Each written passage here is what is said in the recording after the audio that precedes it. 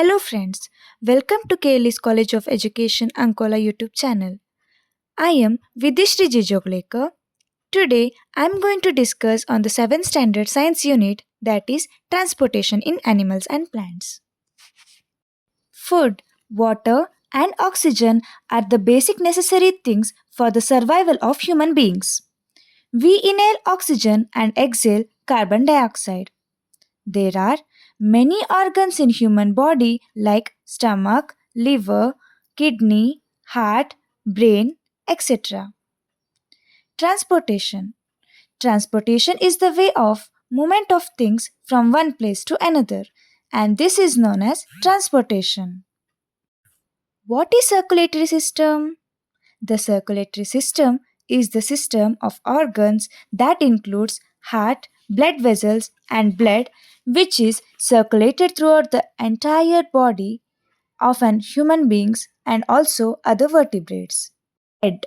Blood is the fluid which flows in the blood vessels. It transports substances like digested food from the small intestine to other parts of the body. It carries oxygen from the lungs to the cells of body. Blood is composed of a fluid called plasma, in which there are different types of cells are suspended. There are two types of blood cells. They are RBC and WBC. RBCs contains red pigment called hemoglobin, which binds with oxygen to all the parts of the body. The presence of hemoglobin makes blood red in color. WBC. WBC is the blood cells which fight against the germs that may enter to our body. After any cuts or injury, blood comes out and clots after some time. This clotting is formed because of the presence of another type of cells which is known as platelets. Blood vessels. There are different types of blood vessels in the body. During inhalation, a fresh supply of oxygen fills the lungs. Oxygen has to be transported to rest part of the body. Blood picks up the waste materials including carbon dioxide from the cells. This blood has to go back to heart for the transport of lungs for the removal of carbon dioxide. There are two different types of blood vessels. They are arteries and veins, which are present in the body. Heart is the organ which beats continuously to act as a pump for the transport of blood, which carries other substances with it. The heart is located in the chest cavity with its lower tip slightly tilted towards the left. There are four chambers in the heart. The two chambers are called arteries, which are present in the upper chambers, and the two lower chambers are called ventricles. Partition between the chambers helps to avoid mixing of blood which is rich in oxygen with the blood which is rich in carbon dioxide. Heartbeat. The walls of the chambers of the heart are made up of muscles. These muscles contract and relax rhythmically. This rhythmic contraction followed by its relaxation constitute heartbeat.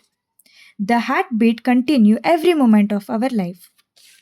If you place your hand on the left side of your chest, you can feel your heartbeat.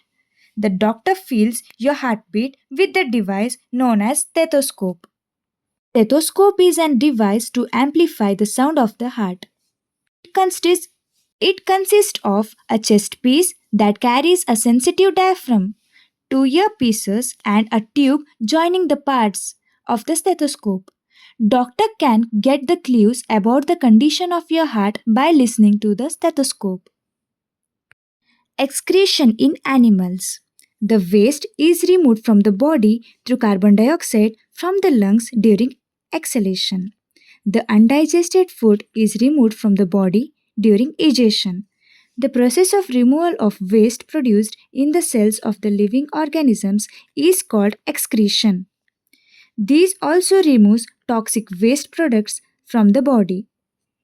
the process by which animals rid themselves of the waste products and of the nitrogenous byproducts of metabolism. This is known as excretion. The parts involved in excretion form the excretory system. Excretory system in humans. The waste which is present in the blood has to be removed. A mechanism to filter the blood is required. This is done by blood capillaries in the kidneys. The blood reaches the two kidneys. It contains both useful and harmful substances in it.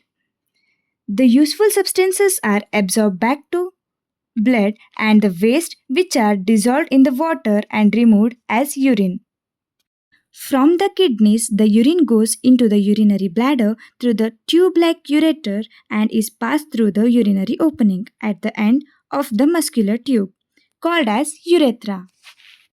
An adult human being normally passes about 1 to 1.8 liter of urine in 24 hours. The urine consists of 95% of water, 2.5% of urea, and 2.5% of other waste products. The sweat contains water and salts, these are the other waste products. Similarly, when you sweat, it helps to cool our body. Transport of substances in plants. The plants take water and minerals from the soil through the roots and transport it to the leaves.